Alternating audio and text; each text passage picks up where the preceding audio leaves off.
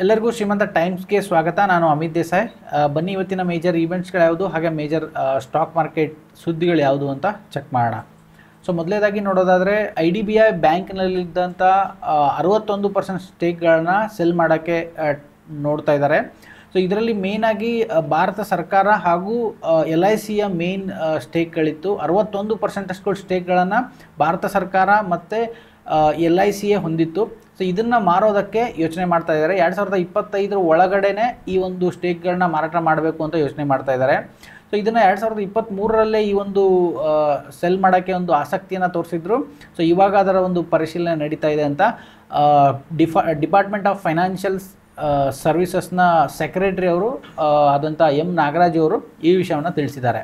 So ಇನ್ನು ನಮ್ಮ ಎರಡನೇ ಸುದ್ದಿಯನ್ನು ನೋಡೋದಾದರೆ SBI ಬ್ಯಾಂಕ್ ಒಂದು ದೊಡ್ಡ ಡಿವಿಡೆಂಡ್ನ ಅನೌನ್ಸ್ ಮಾಡಿದೆ. ತನ್ನ ಲೈಫ್ ಟೈಮಲ್ಲೇ ಅನೌನ್ಸ್ ಮಾಡದೇ ಇರುವಂಥ ಒಂದು ಡಿವಿಡೆಂಡ್ನ SBI ಅನೌನ್ಸ್ ಮಾಡಿದೆ. 15.90 ರೂಪಾಯಿಗಳ ಪರ್ ಶೇರ್ಗೆ 15 ರೂಪಾಯಿ 90 ಪೈಸೆಗಳಷ್ಟು ಒಂದು ಡಿವಿಡೆಂಡ್ನ ಅನೌನ್ಸ್ ಮಾಡಿದೆ. ಇದು ಆಲ್ಮೋಸ್ಟ್ 12 ವರ್ಷಗಳ ನಂತರ ಈ ಥರ ಒಂದು ಡಿವಿಡೆಂಡ್ನ ಅನೌನ್ಸ್ ಮಾಡಿದೆ. ಹಾಗೆ ಇದು ಮುಂದಿನ ದಿನಗಳಲ್ಲಿ ಒಂದು 25,000 ಕೋಟಿಯಷ್ಟು ಒಂದು ದುಡ್ಡನ್ನು ಕಲೆಕ್ಟ್ ಮಾಡುವ ಯೋಚನೆ ಕೂಡ ಹೊಂದಿದೆ. ಸೊ ಇನ್ನು ನಮ್ಮ ಮೂರನೇ ಸುದ್ದಿಯನ್ನು ನೋಡೋದಾದರೆ FIIಗಳು ಕಳೆದ 12 ದಿವಸಗಳಲ್ಲಿ 40,000 ಕೋಟಿಗಳಷ್ಟು ಒಂದು ದುಡ್ಡನ್ನು ಭಾರತದ ಮಾರ್ಕೆಟ್ಗೆ ತಂದಿದ್ದಾರೆ. ಭಾರತದಲ್ಲಿ ಸ್ಟಾಕ್ಗಳನ್ನ ಖರೀದಿ ಮಾಡಿದ್ದಾರೆ. ಸೊ ಇದರಿಂದಾಗಿ ಭಾರತದ ಸ್ಟಾಕ್ ಮಾರ್ಕೆಟ್ ಸ್ವಲ್ಪ ಚೇತರಿಕೆಯನ್ನು ಕಾಣ್ತಾ ಇದೆ ಅಂತ ಹೇಳ್ಬೋದು. ಅದರ ಜೊತೆಗೆ ಡಾಲರ್ನ ದುರ್ಬಲತೆ ಅಂದರೆ ಡಾಲರ್ ಪ್ರೈಸ್ ಕಡಿಮೆ ಆಗ್ತಾ ಇರ್ಬೋದು. ಹಾಗೆ ಕ್ರೂಡ್ ಆಯಿಲ್ ಪ್ರೈಸ್ ಕೂಡ ಕಡಿಮೆ ಆಗ್ತಾ ಇರ್ಬೋದು. RBI ಬಡ್ಡಿ ದರ ಕಡಿತ ಮಾಡ್ತಾರೆ ಅನ್ನೋ ಒಂದು ಸುದ್ದಿ ಕೂಡ ಇರ್ಬೋದು. ಈ ಎಲ್ಲ ಕಾರಣಗಳಿಂದಾಗಿ ಇವೆಲ್ಲವೂ ಭಾರತದ ಮಾರ್ಕೆಟ್ಗೆ ಒಂದು ಪಾಸಿಟಿವ್ ಇಂಟೆನ್ಷನ್ನ ತೋರಿಸ್ತಾ ಇದ್ದರೆ, ಭಾರತ ಮತ್ತು ಪಾಕಿಸ್ತಾನ ಈ ರಾಜಕೀಯ ಕೆಲವು ಸಂಘರ್ಷಗಳು ಸ್ವಲ್ಪ ಭಾವನಾತ್ಮಕವಾಗಿರೋದರಿಂದ ಸ್ವಲ್ಪ ನೆಗೆಟಿವ್ ಇಂಪ್ಯಾಕ್ಟನ್ನು ಮಾಡ್ಬೋದು ಅಂತ ಕೂಡ ಹೇಳ್ತಾ ಇದ್ದಾರೆ.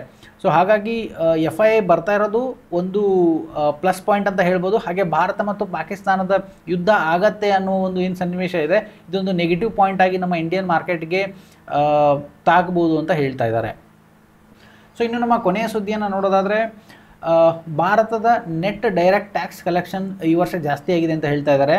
2024-25 ಫೈನಾನ್ಷಿಯಲ್ ಇಯರ್ 25ಅಲ್ಲಿ 13.57% ಅಷ್ಟು ಒಂದು ಡೈರೆಕ್ಟ್ ಸೇಲ್ಸ್ ಕಲೆಕ್ಷನ್ ಜಾಸ್ತಿ ಆಗಿದೆ ಅಂತ ಹೇಳ್ತಾ ಇದ್ದಾರೆ.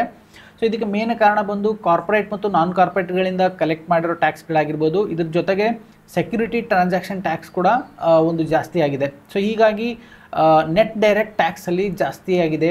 ಅದರ ಒಂದು ಇಯರ್ ಆನ್ ಇಯರ್ ಜಾಸ್ತಿ ಆಗ್ತಾ ಇದೆ ಅಂತ ಹೇಳ್ತಾ ಇದ್ದಾರೆ. ಇದು ನಮ್ಮ ಭಾರತದ ಆರ್ಥಿಕತೆ ಆರೋಗ್ಯವಾಗಿದೆ ಅಂತ ಹೇಳುವ ಒಂದು ಸೈನ್ ಆಗಿರ್ಬೋದು. ಇದಾಗಿತ್ತು ಇವತ್ತಿನ ಮೇಜರ್ ನ್ಯೂಸ್ಗಳು. ಸೊ ಬನ್ನಿ ಇವಾಗ ಮಾರ್ಕೆಟ್ ಏನಾಗಿತ್ತು ಅಂತ ಚೆಕ್ ಮಾಡೋಣ. ಸೊ ಇವತ್ತಿನ ಮಾರ್ಕೆಟ್ ನೋಡೋದಾದರೆ ಮಾರ್ಕೆಟ್ ಇವತ್ತು ಸೈಡ್ ವೇಸಲ್ಲೇ ಇತ್ತು. ಒಂದು ದೊಡ್ಡ ಗ್ಯಾಪ್ ಅಪ್ ಮಾಡಿರೋದ್ರಿಂದ ಎಂಡ್ ಆಫ್ ದ ಡೇ 114 ಪಾಯಿಂಟ್ಗಳಷ್ಟು ಒಂದು ಪಾಸಿಟಿವ್ ಇಂಟೆಂಟಲ್ಲಿ ಎಂಡ್ ಆಗಿದೆ. ಸೊ ಇನ್ನು ನಮ್ಮ ಮೇಜರ್ ಸೆಕ್ಟರ್ ಯಾವ್ಯಾವ ಮೂವ್ಮೆಂಟ್ ಆಯಿತು ಇವತ್ತು ಅಂತ ಚೆಕ್ ಮಾಡೋದಾದರೆ ಆಟೋ ಸೆಕ್ಟರ್ 1.85% ಅಷ್ಟು ಅಪ್ ಮೂವ್ಮೆಂಟನ್ನು ಕಂಡಿದೆ. ಮಿಡ್ ಕ್ಯಾಪ್ ಸೆಕ್ಟರ್ 1.81% ಅಷ್ಟು ಒಂದು ಅಪ್ ಮೂವ್ಮೆಂಟನ್ನು ಕಂಡಿದೆ. ಹಾಗೆ ಕನ್ಸಂಪ್ಷನ್ 1.48% ಅಷ್ಟು ಅಪ್ ಮೂವ್ಮೆಂಟನ್ನು ಕಂಡಿದೆ. ಸೊ ಇನ್ನು ನಮ್ಮ ಡೇಟಾಗಳು ಯಾವುದು ರಿಲೀಸ್ ಆಗ್ತಾ ಇದೆ ಇವತ್ತಿನ ದಿವಸ ಅಂತ ಚೆಕ್ ಮಾಡೋದಾದರೆ US ನಾನ್ ಮ್ಯಾನುಫ್ಯಾಕ್ಚರಿಂಗ್ PMI ಡೇಟಾ ಇವತ್ತಿನ ದಿವಸ ರಿಲೀಸ್ ಆಗ್ತಾ ಇದೆ. ಸೊ ಏನಿದು US ನಾನ್ ಮ್ಯಾನುಫ್ಯಾಕ್ಚರಿಂಗ್ PMI ಡೇಟಾ ಅಂತ ನೋಡೋದಾದರೆ ಇದು US ಸರ್ವಿಸಸ್ ಸೆಕ್ಟರನ್ನು ಒಂದು ಪರ್ಫಾರ್ಮೆನ್ಸ್ ಹಾಗೆ ಗ್ರೋತನ್ನು ಮೆಜರ್ ಮಾಡುವಂಥ ಒಂದು ಇಂಡಿಕೇಟರ್ ಆಗಿರುತ್ತೆ. ಸೊ ಇದು 50ಕ್ಕಿಂತ ಜಾಸ್ತಿ ಇದ್ದರೆ ಇದೊಂದು ಮಾರ್ಕೆಟ್ ಎಕ್ಸ್ಪಾನ್ಷನ್ ಆಗ್ತಾ ಇದೆ ಅಂದ್ಕೋಬೋದು. ಹಾಗೆ 50ಕ್ಕಿಂತ ಕಡಿಮೆ ಇದ್ದಾಗ ಇದೊಂದು ಕಾಂಟ್ರಾಕ್ಷನ್ ಆಗ್ತಾ ಇದೆ ಅಂತ ತಿಳ್ಕೊಬೋದು. ಸೊ ಇದು ಪ್ರೀವಿಯಸ್ಲಿ 50.8 ಇತ್ತು. ಸೊ ಇವಾಗ 50.6 ಅಂತ ಫೋರ್ಕಾಸ್ಟ್ ಮಾಡ್ತಾ ಇದ್ದಾರೆ. ಸೊ ಇವತ್ತು ಇದು 7:30 ಗಂಟೆಗೆ 7 ಗಂಟೆ 30 ನಿಮಿಷ ಸಂಜೆ ನಿಮಗೆ ಡೇಟಾ ರಿಲೀಸ್ ಆಗುತ್ತೆ. ಸೊ ಇವಾಗ ಏನಾಗುತ್ತೆ ಅಂತ ಅನ್ನೋದನ್ನು ನಾವು ಚೆಕ್ ಮಾಡ್ಬೋದು. ಸೊ ಇನ್ನು ನಮ್ಮ ಒಬೆರಾಯ್ ರಿಯಾಲಿಟಿ ಅವರು ಒಂದು ಸ್ಟಾಕ್ ಡಿವಿಡೆಂಡ್ನ ಅನೌನ್ಸ್ ಮಾಡಿದ್ದಾರೆ. 2 ರೂಪೀಸ್ಗಳಷ್ಟು ಒಂದು ಡಿವಿಡೆಂಡ್ನ ಅನೌನ್ಸ್ ಮಾಡಿದ್ದಾರೆ. ಸೊ ಇನ್ನು ಮೇಜರ್ ಸ್ಟಾಕ್ಗಳು ಯಾವ್ದು ಮೂವ್ಮೆಂಟ್ ಆಯಿತು ಅಂತ ಚೆಕ್ ಮಾಡೋದಾದರೆ ಟಾಪ್ ಗೇನರ್ಸಲ್ಲಿ ಯೂನಿವರ್ಸಲ್ ಕೇಬಲ್ಸ್ ಲಿಮಿಟೆಡ್ 16.64% ಅಷ್ಟು ಅಪ್ ಮೂವ್ಮೆಂಟನ್ನು ಕಂಡಿದೆ. Net web technologies India limited 14.09% ಅಷ್ಟು ಅಪ್ ಮೂವ್ಮೆಂಟನ್ನು ಕಂಡಿದೆ. ಹಾಗೆ ಪರಾಕ್ ಮಿಲ್ಕ್ ಫುಡ್ಸ್ ಲಿಮಿಟೆಡ್ 13.22% ಅಷ್ಟು ಅಪ್ ಮೂವ್ಮೆಂಟನ್ನು ಕಂಡಿದೆ. ಸೊ ಇನ್ನು ಟಾಪ್ ಲೂಸರ್ಸ್ ಯಾರು ಅಂತ ಚೆಕ್ ಮಾಡೋದಾದರೆ KSolve ಇಂಡಿಯಾ ಲಿಮಿಟೆಡ್ 10% ಅಷ್ಟು ಡೌನ್ ಮೂವ್ಮೆಂಟ್ ಕಂಡಿದೆ. ವಿಮಾರ್ಟ್ ರಿಯಾಲಿಟಿ ಲಿಮಿಟೆಡ್ 7.08% ಅಷ್ಟು ಡೌನ್ ಮೂವ್ಮೆಂಟನ್ನು ಕಂಡಿದೆ. ಹಾಗೆ ಸಿಲ್ವರ್ ಟಚ್ ಟೆಕ್ನಾಲಜೀಸ್ ಲಿಮಿಟೆಡ್ 6.24% ಅಷ್ಟು ಡೌನ್ ಮೂವ್ಮೆಂಟನ್ನು ಕಂಡಿದೆ. ಸೊ ಇನ್ನು ನಮ್ಮ ಗೋಲ್ಡ್ ಸಿಲ್ವರ್ ಪ್ರೈಸ್ಗಳನ್ನ ನೋಡೋದಾದರೆ ಗೋಲ್ಡ್ ಪ್ರೀವಿಯಸ್ ಕ್ಲೋಸ್ 92,637 ಇತ್ತು. ಸೊ ಕರೆಂಟ್ ಪ್ರೈಸ್ 94,284 ಇದೆ. ಇದು 1,647 ರೂಪಾಯಿಗಳಷ್ಟು ಗೋಲ್ಡ್ ರೇಟ್ ಜಾಸ್ತಿ ಆಗಿದೆ. ಸೊ ಇನ್ನು ಸಿಲ್ವರ್ ಪ್ರೈಸ್ನ ನೋಡೋದಾದರೆ ಪ್ರೀವಿಯಸ್ ಕ್ಲೋಸ್ 94,064 ಇತ್ತು. ಸೊ ಕರೆಂಟ್ ಪ್ರೈಸ್ 94,800 ಇದೆ. ಇದು ಕೂಡ 736 ರೂಪಾಯಿಗಳಷ್ಟು ಜಾಸ್ತಿ ಆಗಿದೆ. ಸೊ ಇನ್ನು ಕ್ರೂಡ್ ಆಯಿಲ್ ಪ್ರೈಸ್ ನೋಡೋದಾದರೆ ಪ್ರೀವಿಯಸ್ ಕ್ಲೋಸ್ $58.29 ಇತ್ತು. ಸೊ ಕರೆಂಟ್ ಪ್ರೈಸ್ $57.19 ಇದೆ.